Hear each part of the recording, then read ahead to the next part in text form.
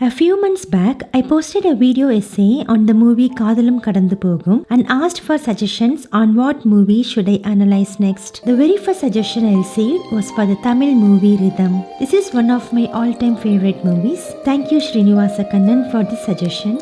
And now let's get to the essay. If you haven't watched the movie, here is a brief summary. The movie tells the story of Chitra and Karthikeyan. They both had lost the love of their lives in a train accident. In the same train accident, few years later, the two are brought together by a series of coincidences. People around them seem to think it's a good idea that they both marry. Do they end up together? If so, how?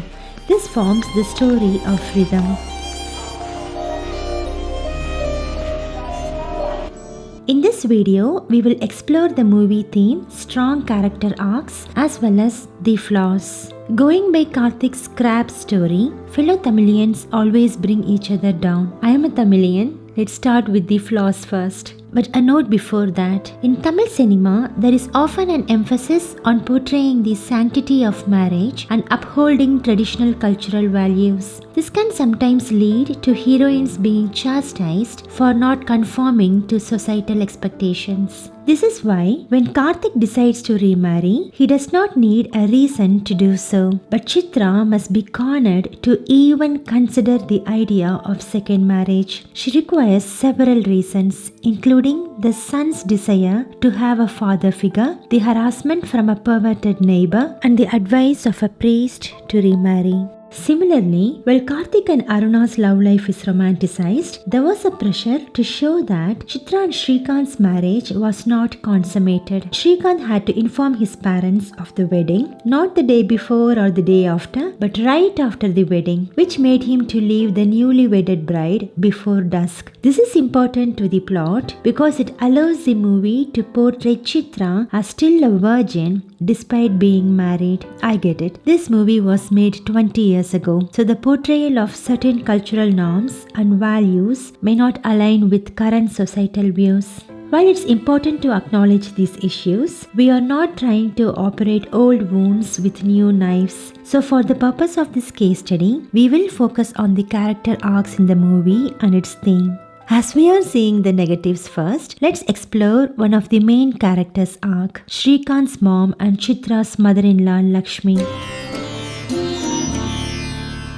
The underdevelopment of Lakshmi's character arc is a potential flaw that we can't look past. Lakshmi's character was initially introduced as a disapproving mother-in-law. Then there was a 180 degrees change when she travelled all the way to Mumbai to visit Chitra. Even at the lowest point of her life, she only requested Chitra and her son to move in with her to Ooty, while she moving in to live in with Chitra in Mumbai might be a realistic solution for everyone. This shows that even at the lowest point in her life, she didn't want to leave her prestige and ego. Still, the movie ends with all of them together in Mumbai.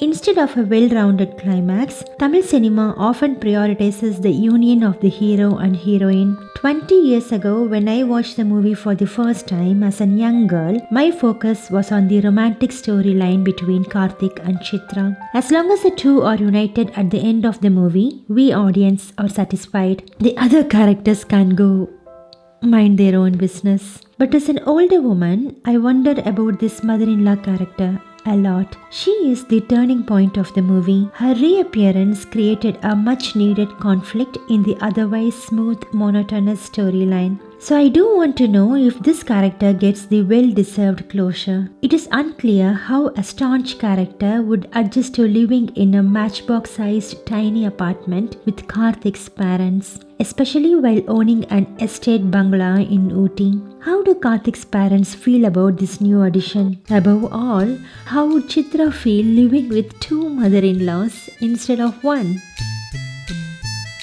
The next point, I wouldn't say a flaw, but the overuse of the theme coincidence is something that irked me. From losing their loved ones in the same train accident to getting job transfers to the same city, traveling on the same trains for their jobs, having several accidental meetings until their accidental encounter in the shopping center in Ooty, and the never seen before slow traffic that made a disappointed child spill the beans. It was all too much. Scene after scene is coincidence. This can be seen as unrealistic and only too convenient for the plot. The characters hardly moved a muscle to push the story forward, letting the coincidence do all the work. Now let's get to all the many positives of rhythm.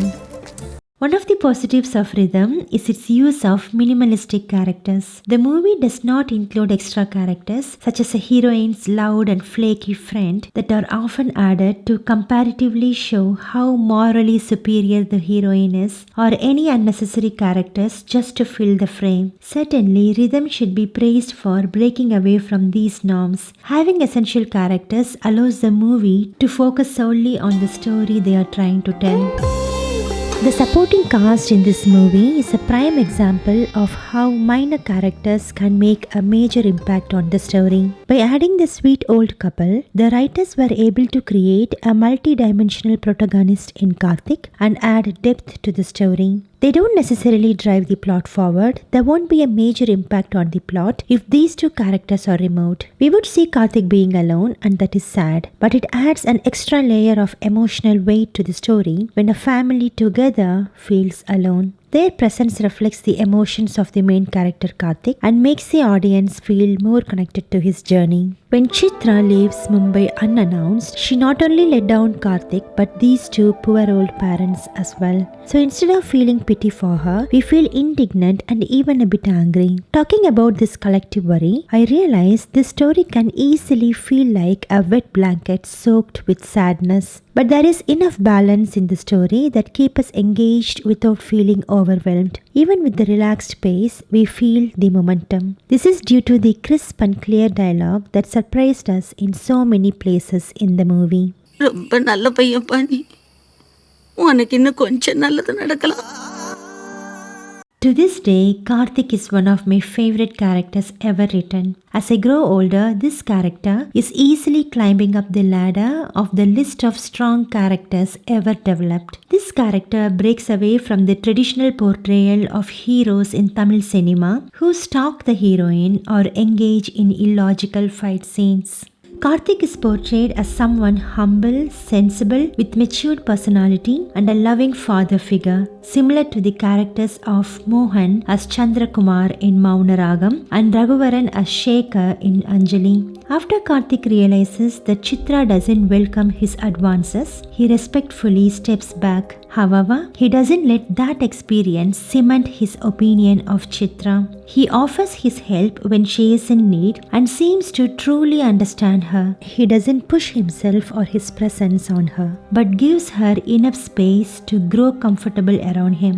His interactions with the young boy Siva are heartwarming, and the scene where they play together in the rain on the terrace is overloaded with cuteness and likely to bring a tear or two to your eye. Karthik's desire to talk to Chitra, who is also a Tamilian, is relatable to people living in foreign lands who may yearn to find others who speak their mother tongue. Similarly, the parents find themselves feeling captured in jail, living in Mumbai's tiny flat, hating the takeaway food, and their happiness in seeing a Tamil girl is truly heartfelt. Lakshmi character's redemption arc is an amazing twist, considering the happy ending of the movie wouldn't have possible if it is not for Lakshmi, who was earlier considered to be the villain because of the circumstances. It is interesting to note the movie's portrayal of themes such as love, loss, family, and moving on are timeless. They are still relevant and resonate with audiences even today. Its strong character arcs, minimalistic approach to characters, and timeless themes make it a classic that has aged gracefully. Hope you all enjoyed this video. Please leave your suggestions for what movie essay you would like to watch next. Remember, language is not a barrier. Kindly consider subscribing to my channel and see you all very soon.